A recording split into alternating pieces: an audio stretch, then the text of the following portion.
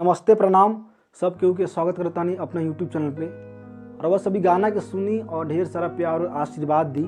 Next कौन गाना सुनने के चाहता नहीं हमसे कमेंट में लिखी, हम 2-4 दिन बाद गाना गा दे हम। और कमेंट में साफ सुथरा ही गाना लिखे की कोशिश करब। और कमेंट के साथ साथ अगर चैनल पे नया बने तो प्लीज़ सब्सक्राइब भी करी और साथ में शेयर भी करी ताकि हम मोटिवेट रही और अच्छा यूट्यूब पे वीडियो बनावे की कोशिश करी। रोजो रोजो हो जाले तू त पिया के नगरिया, कहियो नहाया बस तोरा संगे मोर सवरिया। रोजो रोजो हो जाले तू त पिया के नगरिया, कहियो नहाया बस तोरा संगे मोर सवरिया।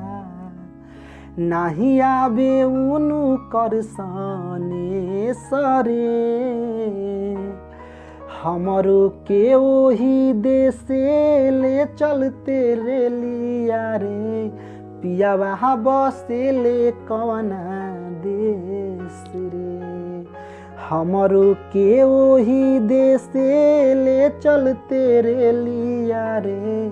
पिया वहाँ बसे ले जवना देश रे। नया नौहर कनिया आईनी, अवते जोगिनिया भैनी, जननी न पियावा के प्यार हो। दिनवा रतिया हो भइल सबतिया हो, पिया के नौकरिया मार हो। पगली के भइल बाटे भेसरे, हमर के ओही देशे ले चलते रे लिया रे।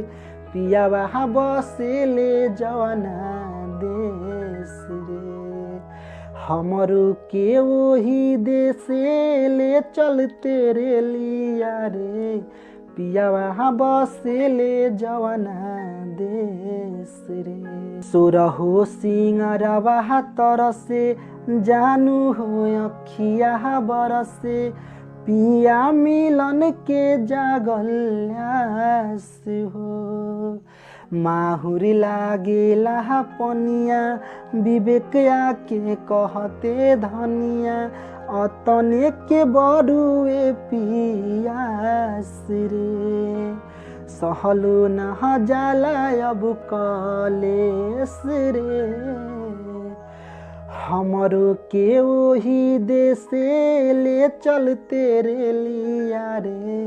पिया वहाँ बसे ले जवना देश रे, हमरो के ओही देशे ले चलते रे लिया रे। पिया वहाँ बसे ले जवना देश रे।